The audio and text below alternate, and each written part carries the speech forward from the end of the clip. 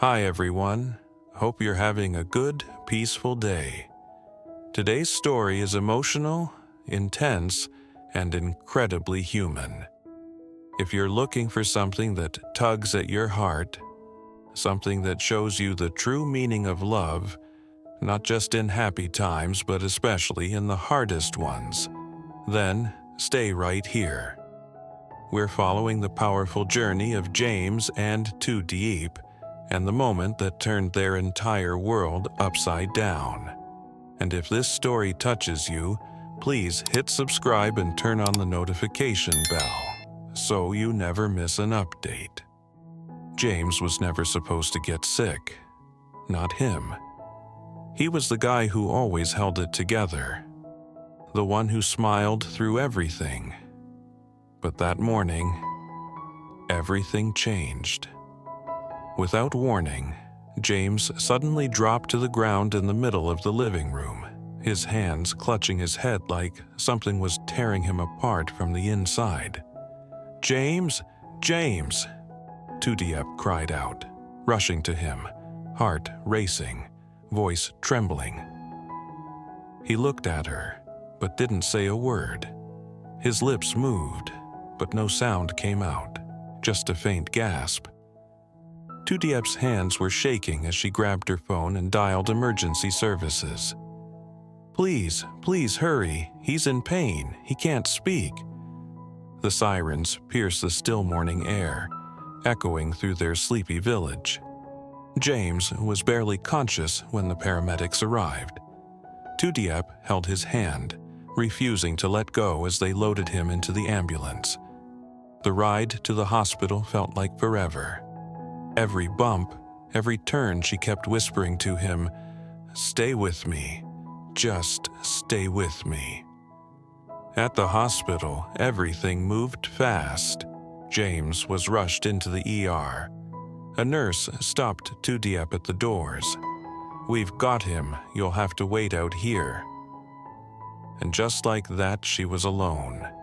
She backed into the wall and slowly slid down to the cold floor. Tears spilled down her cheeks as the world around her blurred. Minutes passed, then an hour.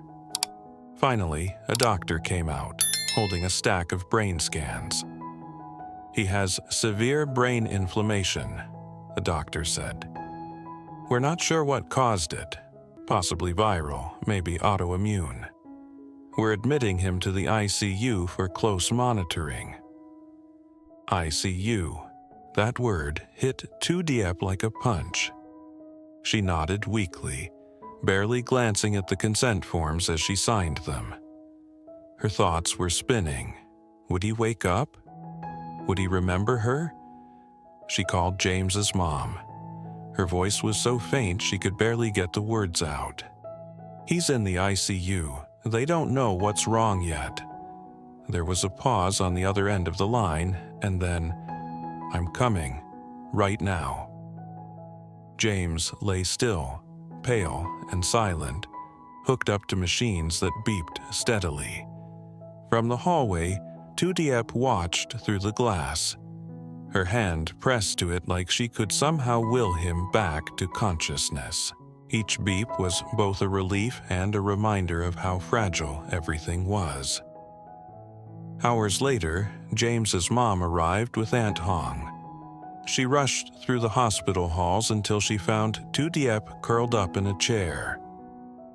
"Sweetheart," she said, pulling her into a tight hug, "we're going to get through this, together."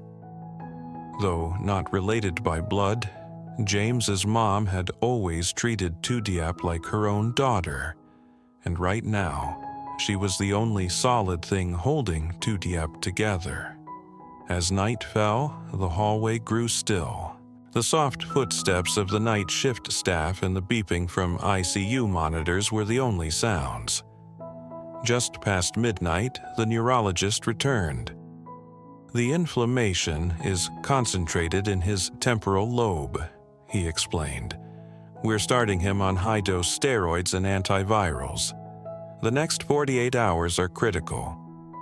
Tu Diep swallowed hard. Will he wake up? There's hope. the doctor said gently. "He's young and strong, but right now, we wait." When visiting hours reopened the next day, Tu Diep and James's mom were finally allowed inside. Dressed in hospital gowns, they stepped into the room. James looked slightly better. His skin had a little more color. His chest rose and fell steadily. Tu Diep walked up to him, leaned close and whispered, "Remember our dream. Traveling the world, finding all those little niche bakeries no one's heard of. Eating croissants in Paris, laughing in Huyon. You promised. You can't back out now." She held his hand. And maybe, just maybe, she felt the faintest squeeze.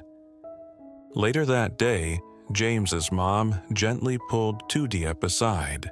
"He's fighting, sweetheart," she said. "But now, he needs us to be strong. No fear, no regrets." The next morning, sunlight slipped quietly into the ICU room. James's vital signs had improved. The swelling was easing. The doctor came back with a cautious sense of hope. "The meds are working. His intracranial pressure is going down," he said. "Keep talking to him. Love, it matters more than you think." Tu Diep smiled. Just a small one, but it was the first in days. She went back to James's side, sat down, and started telling him stories. About their neighbor's dog that kept chewing his sandals. About how he always burned the toast and tried to act like nothing happened. She laughed, even though tears were falling. Maybe, just maybe, he could hear her. Outside, the sky was turning gray. Rain was on the way. But inside that small hospital room, there was warmth. There was hope. Tu Diep leaned forward, her lips near his ear. "Storms always pass," she whispered. "The sun always comes back." And for the first time since James collapsed, she believed it. By the following day, James's condition was showing signs of stabilization. The doctors still couldn't say when or if he'd wake up. But his vitals were improving, the swelling had gone down, and most importantly, there was hope. Tu Diep hadn't left the hospital in days. She stayed planted in the same chair, barely sleeping, her eyes always on his chest, watching for every breath, listening to every sound the machines made.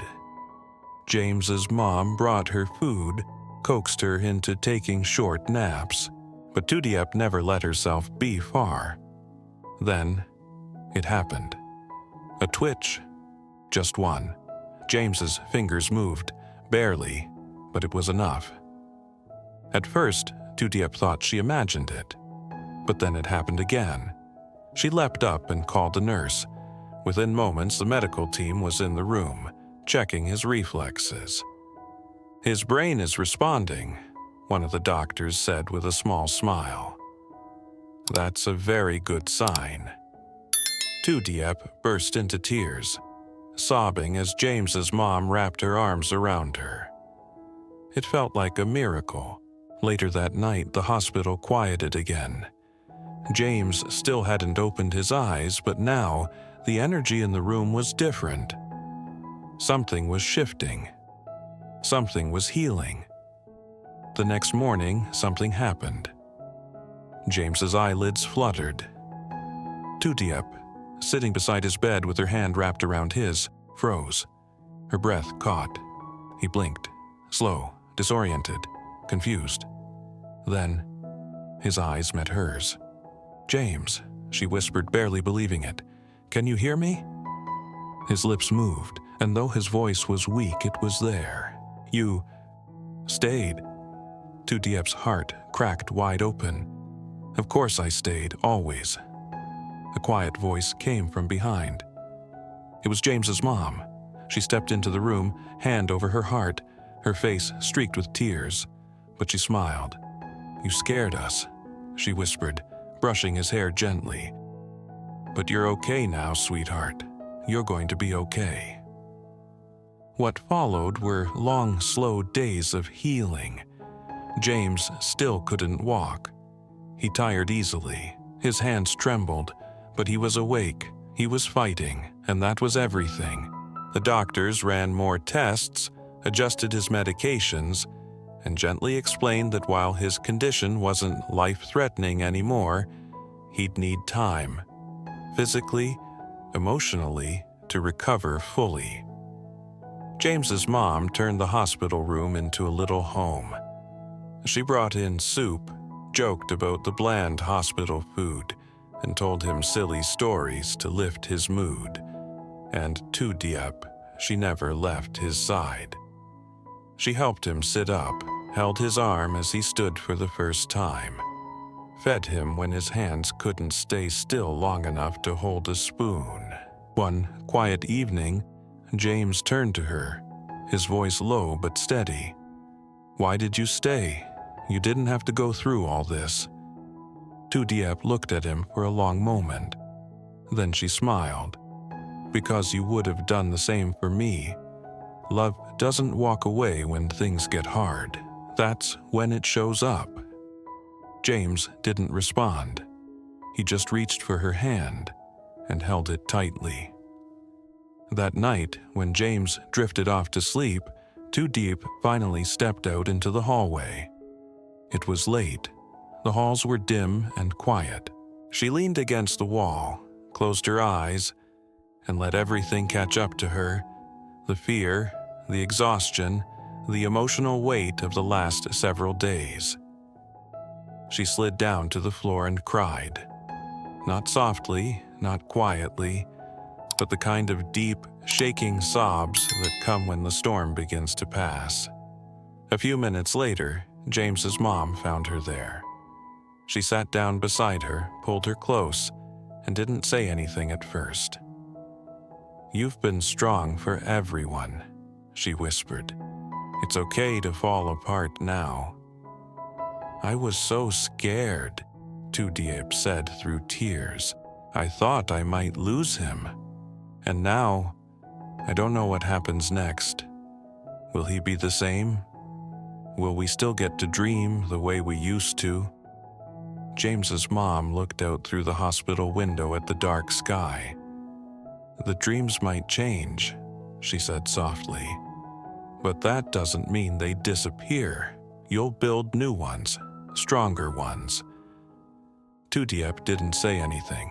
She just nodded, wiping her tears away. In the days that followed, James kept improving.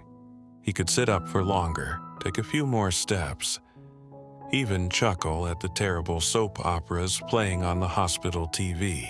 The nurses started calling him the comeback guy, and James would just grin and gesture toward his two women, Tu Diep and his mom.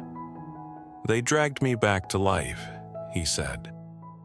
One morning, as Tu Diep was adjusting his blanket, James reached for her hand again.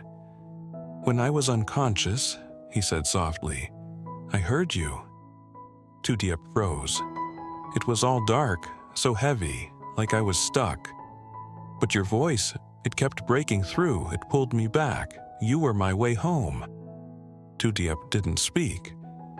She just held his hand tighter, tears forming in her eyes again. The very first thing James remembered after waking up was the feeling of a warm hand wrapped in his. His vision had been blurry, the hospital ceiling just a haze, but that hand, it was steady, familiar, safe. He turned his head slowly, and there she was, Tu Diep, sitting beside him, eyes wide, lips trembling. They didn't move at first. It was as if neither could believe this was real. Then Tu Diep broke. Tears spilled as she leaned forward, cupped his face in both hands. "James," she whispered, "oh my God, you're awake. You came back." His throat was dry, his voice hoarse. "You're still here." "Of course I'm still here," she said through quiet sobs. "I told you, I'm not going anywhere." And just like that, something inside both of them cracked wide open. they collapsed into each other's arms, not with grand words or rehearsed lines, but with the quiet, raw emotion of two people who almost lost each other. James held her as tightly as his weak body could manage. Tu Diep clung to him, her forehead pressed to his chest, listening to his heartbeat like it was the only thing keeping her grounded. "I was so scared," she whispered. "I didn't know how to breathe without you." "I'm sorry I scared you," James said. "I didn't mean to go. I didn't want to." They stayed like that for a long time, wrapped in silence, until the machines beeped softly, reminding them they were still in a hospital room. But in that moment, the rest of the world faded away. Eventually, Tu Diep pulled back just enough to look into his eyes. "James, whatever happens next, whatever the doctors say, whatever comes our way, I want to face it with you, always." He looked at her, into eyes that had cried for him, waited for him, loved him through the darkest hours, and he nodded. "I promise," he said, voice raw but steady. "Whatever comes, we face it together. No running, no hiding, just us." They leaned into each other again, forehead to forehead, tears streaming down freely. This wasn't a fairy tale moment. There were no perfect words, no grand declarations. It was deeper than that. It was the moment two people, bruised, scared, and uncertain, chose each other again. Not for the easy days, but for every hard one that lay ahead. When James suddenly collapses from a mysterious and intense head pain, Tu Diep rushes him to the hospital in a panic. Doctors discover severe brain inflammation, and James is placed in the ICU, unresponsive and in critical condition. Refusing to leave his side, Tu Diep stays by him through long nights filled with fear, uncertainty, and exhaustion. With support from James's mother, they form a circle of love and strength around him. Slowly, James begins to show signs of recovery, eventually waking up and recognizing Tu Diep's unwavering presence. Their tearful reunion becomes a powerful moment of healing.